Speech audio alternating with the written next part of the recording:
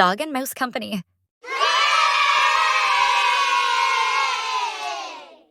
Hi, friends! Today we're learning about the weather with some cute animal friends.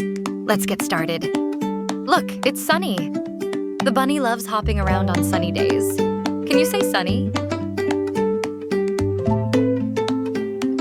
Now it's rainy. The fox stays dry under an umbrella. Can you say rainy? Wow, it's snowy. The penguin loves snowy days. Say it with me. Snowy.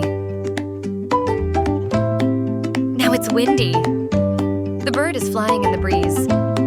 Can you say windy? Great job, everyone!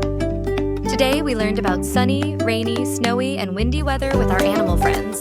See you next time. Bye-bye.